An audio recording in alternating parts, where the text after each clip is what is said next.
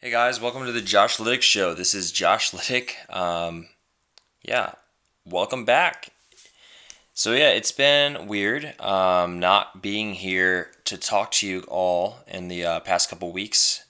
Been busy with a lot of things going on at Kutztown with school, with the semester looming in. Basketball season for Kutztown is officially, for me at least, is over. Uh, for those of you who don't know, I am the play-by-play announcer for the Kutztown men's basketball team this season.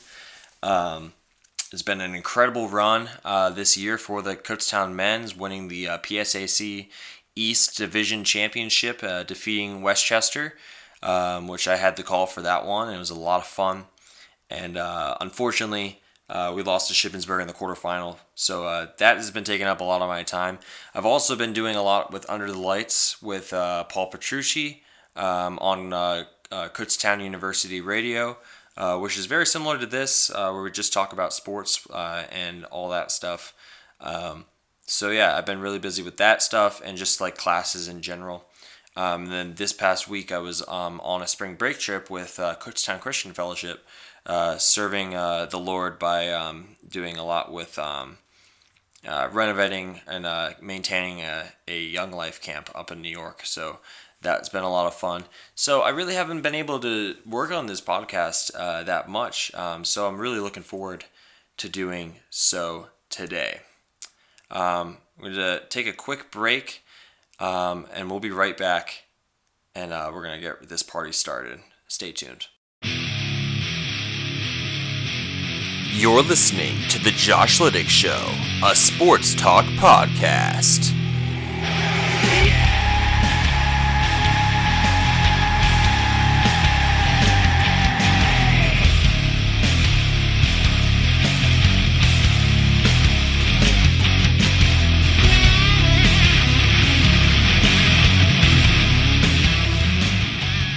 And here's your host, Josh Liddick.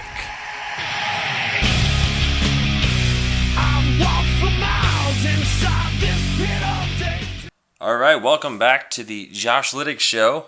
Like I said before, Josh Liddick is the name. Don't wear it out.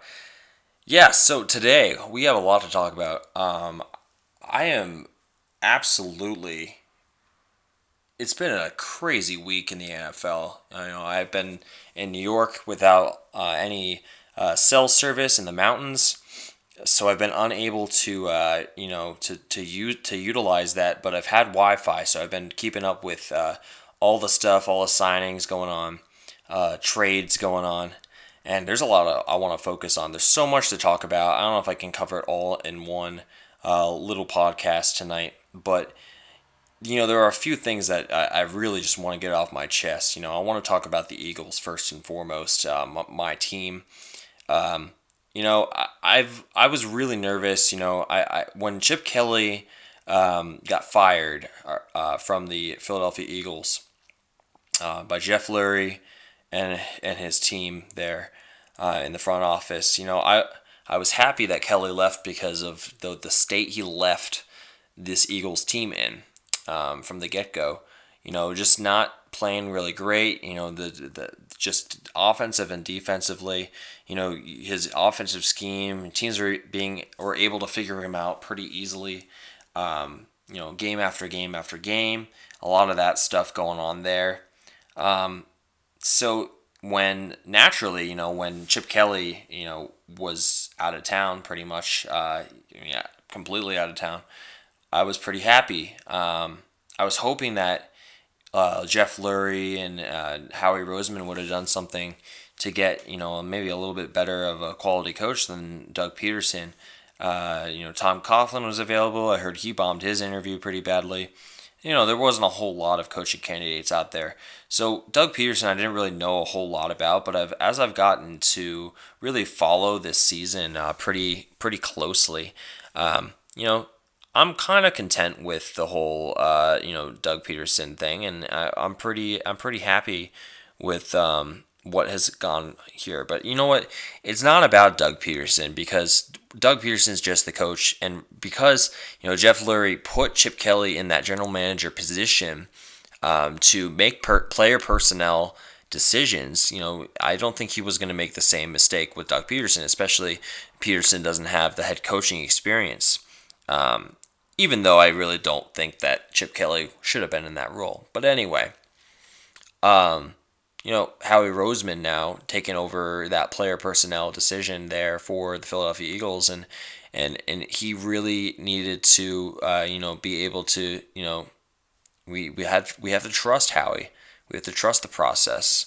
It kind of sucks that we have to talk about that because of what we think about the Philadelphia 76ers, because trusting the process, we don't want to trust the process.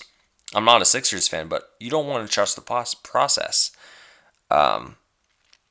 You do sometimes, but when you're the Eagles, we all thought we were gonna have a big playoff run this year, with DeMarco Murray and all these guys coming in, and Chip Kelly absolutely ruined that whole premise there, that whole goal. So yeah, so it's definitely hard to really do that there, but Howie Roseman, in my opinion, this week has absolutely 100% shown me that he deserves to be in this role, making the personnel decisions, making the player decisions, being able to bring guys in, trade guys away, all that jazz. He really has shown that to me this week. When we signed Sam Bradford, I think a week ago, I was to a pretty big contract, 2 years. There was a lot of money there. I was pretty skeptical. I don't think Sam Bradford's the guy that's going to lead us to a Super Bowl. And when you're a general manager, and Howie doesn't like to be called a general manager, but like for this show, we're going to call him the general manager. When you're the general manager of a team, you want a team that will lead you guys to the Super Bowl. And I think by signing Sam Bradford back to a deal, while there was no other option there at quarterback, free agent wise, or even draft wise, I was really concerned that they weren't making the proper steps to create a Super Bowl caliber team, under Sam Bradford. Because just face it, let's face it right now, Sam Bradford's not going to lead the Philadelphia Eagles to a Super Bowl, to our first Super Bowl ever. In team history, it's not going to happen. There's no way. So I think that Howie needed to make some statements. Re-signing Sam Bradford isn't going to be enough to, change the hearts of Philadelphia fans and, players alike. I think that's pretty self-explanatory, pretty certain. So I think, Howie making the changes he did this week. The first trade I saw was the Byron Maxwell, Kiko Alonso trade to the Miami Dolphins. We didn't know what it was for yet. Quite frankly, I pretty much knew it was going to be for draft picks. I didn't know what rounds. The Eagles are pretty good at trading away, picks that shouldn't be traded away, I guess. Although that was Kelly, and that was last year with the Foles deal for Bradford, of course. But I didn't know what we were going to get in return for Alonso and Maxwell. I'm happy that we got rid of those guys. First of all, they were under the Kelly regime. So Alonso, did not play up to par last season at all. He was injured for most of the season, so really did not get to see what he was all made of. But he battled an ACL tear with Buffalo before he came over. So, and yes, he was an Oregon guy, so Chip Kelly knew him pretty well. So that was pretty rough, but I really don't think that Alonso was going to be the answer at linebacker for this Philadelphia Eagles team. And also, Byron Maxwell, he was good with Seattle with the Legion of Boom, but now you get to a point, he was injured, he was injury prone, did not make, while he played mediocre football for the Eagles last season, I don't think he was worth any bit of that contract that they paid him, that hefty contract. So I think getting rid of those guys, trading them away to Miami, that frees up a lot of cap space. And Howie Roseman said before, that the cap space wasn't an issue before, that they were going to be okay anyway. So that's a pretty big thing there. Trading those guys away, and we ended up getting a first round pick, which is an eighth pick of the draft. So we swapped the 13th. So they got Maxwell Alonso and our 13th pick in the first round, and we got their 8th pick in the first round. So we moved up. So, now Howie Roseman and the Eagles, now they have a chance to make a move to get those to get any player really that they have been that is on their reasonable radar for any position that they might want to go after, whether it be a quarterback, whether it be an offensive lineman, whether it be a wideout, whether it be any position really. Howie said in a press conference today, he said that competition, that's what we want to do, that it's all about the competition. For a team, we want to have a team that can compete with each other. We want to have good players. That's the key. You want to have good players. Overall, you want to have a lot of good players so that those players can compete for the starting spots, and that will prove that they want to be there. So I think that first trade was really big. And then, to top it all off, DeMarco Murray gets traded to the Tennessee Titans. I'm kind of disappointed, first of all, that DeMarco gets traded away after just one season in an offense that he did not really have the talents to showcase in that offense. It's not. I don't think it's DeMarco's fault at all. It's definitely Chip Kelly's fault, just because the offense that he creates. Teams know it. And also the offensive line. So that could also be Chip's fault too, because of the whole Evan Mathis deal in the offseason last year. Cutting him, one of the best offensive linemen in the NFL, which is huge, and that was a guy that you really needed there. So blocking was really hard for DeMarco to really to run around and to create wide open lanes to drive and get big yardage. And that was one of the reasons why DeMarco Murray only had around 700 yards rushing last season. So that was pretty big. I would have liked to see him, perform well in Doug Peterson's pro-style offense this season, because he's used to that. When he played with Dallas, he had the offensive line, and I think that with all the picks that Chip Kelly or Howie Roseman has brought in, getting those guys that you really need. Brandon Brooks from Houston, he was a great offensive lineman. He brings a lot of big weight, big frame, tall, height, all that height to the table for the Philadelphia Eagles. So that would have been really big. But then they trade away DeMarco Murray, and they only get a 4th round pick for him. So that which is the first pick of the 4th round, because the Titans they hold the keys there. But that was really tough to get rid of that. But they do take on a lot of money because of that contract that Chip Kelly signed for DeMarco Murray last season. That was so huge. So yeah, the cap space is not much of a problem right now for the Eagles. They have a lot of open money, and I think Howie Roseman is at a point now where he doesn't want to do what happened with Chip Kelly. He doesn't want to give the control over. He doesn't want to spend money that you really don't have, or you shouldn't be spending on players that really will not make a difference. I think finally Howie Roseman is realizing that this team is based on the team and how they're going to play as a team. You don't need the flashy stars on your team. You don't need a DeMarco Murray. You don't need a Kiko Alonso, Byron Maxwell, Legion of Boom. We don't need that on our team. We need guys who will go out and play their best. Maybe they're no-name guys. Who knows? But, we want those guys to play their best. And I think in the quarterback situation, that comes to right now to fruition with Sam Bradford. Sam Bradford just signed a contract to play for the Philadelphia Eagles. Sam Bradford played okay last season. Wasn't great. Wasn't good. It was okay. It was all right. Sam, he played a good second half of the season where he played to a point where, he played decent. It wasn't great. It wasn't good, but it was decent. And when you're a Philadelphia Eagles fan, you want a quarterback that's not going to play decent. they're not going to play. Okay. They're not going to play good. You want a great quarterback. You want a great quarterback. McNabb was a great quarterback for the Eagles. He did a lot for this team.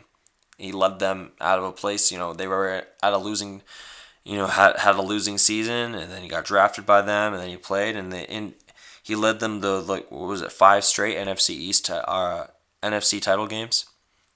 Only 1 Super Bowl appearances and no wins, but still a really good career for the Philadelphia Eagles. That's that you want a good quarterback. You want a great quarterback.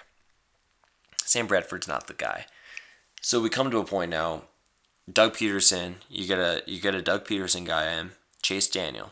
Chase Daniel is now a member of the Philadelphia Eagles. Signs to a 3-year deal, worth a lot of money, maybe more money than a backup should get. I think now we can say that Sanchez is going to be out of town. There's no doubt about that.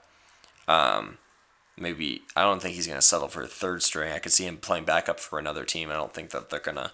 I think that's going to be it for Mark Sanchez. But now I think what they're going to do is I think they want Chase Daniel to be their quarterback.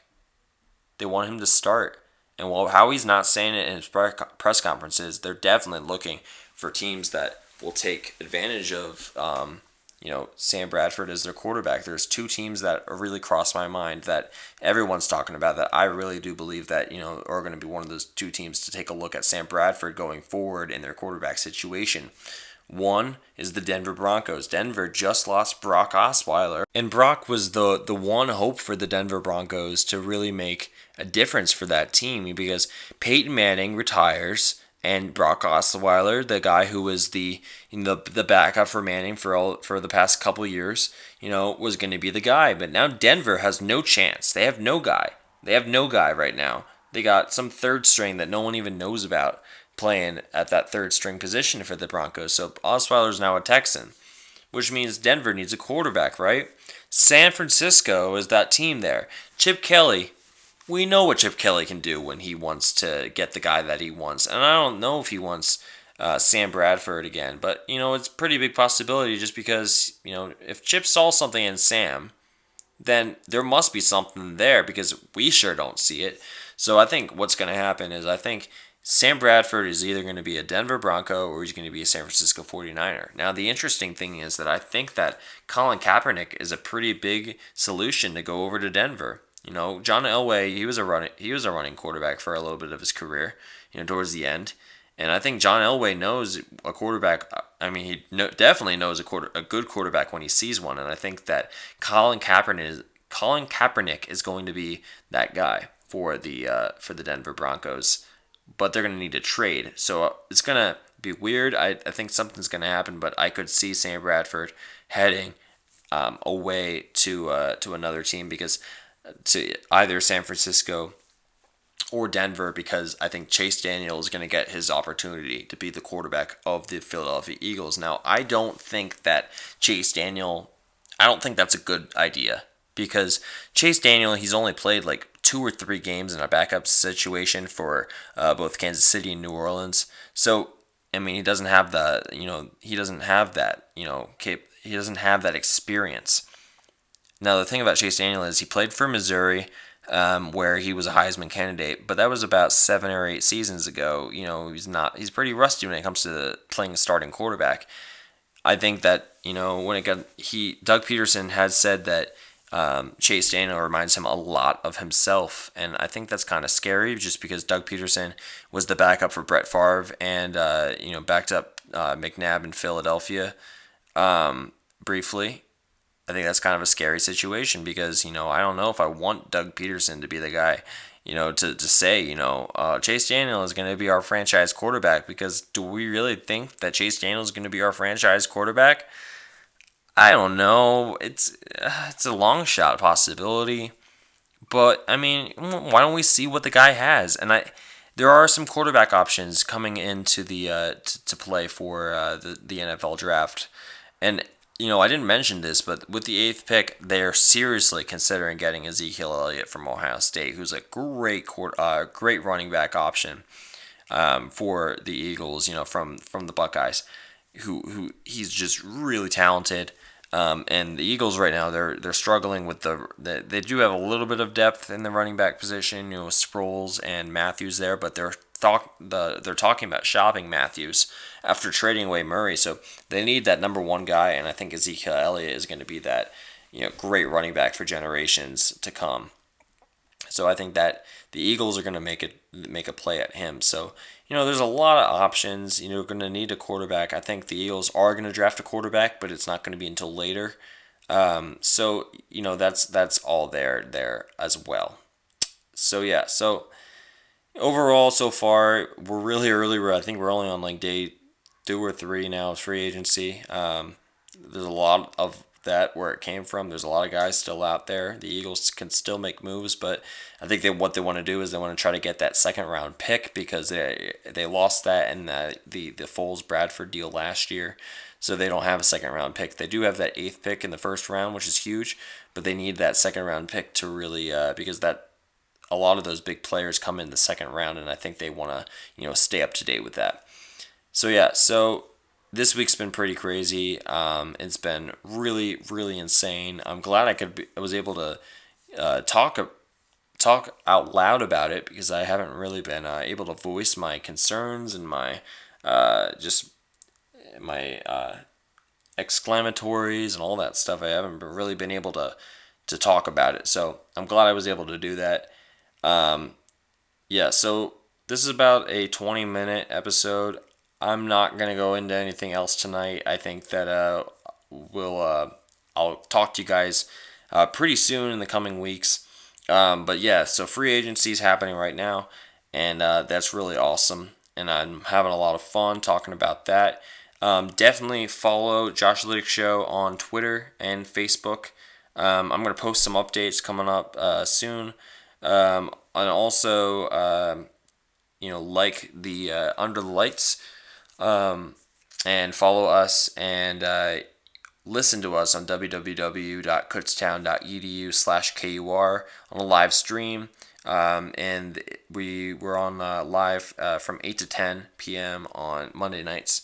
So that's pretty cool. You can also follow us on Twitter. We'll post updates on there as well. I'd love to talk about baseball because baseball's pretty awesome right now with the Phillies, actually playing decent spring training. It's a lot of fun to watch with the young guys. Really good stuff. Really, really awesome stuff. So this has been the Josh Liddick Show, episode 4. Yeah, episode 4. Awesome. It's been a while, but I'm glad I was able to talk to you guys and to bring you that as well. Hope you guys have a great night. Hope that Kutztown people, state school people, have a great rest of your spring break and have a great rest of your semester. Signing off and talk to you guys maybe next week. And I hope you guys listen to Under the Lights and all that stuff. Thanks, guys. Have a great night. Peace out. If you are enjoying the Josh Liddick Show and you'd like to hear more sports opinions from 2 perspectives instead of 1, tune in to Under the Lights with Josh Liddick and Paul Petrucci every Monday night from 8 p.m. to 10 p.m. on the radio voice of Kutztown University, KUR.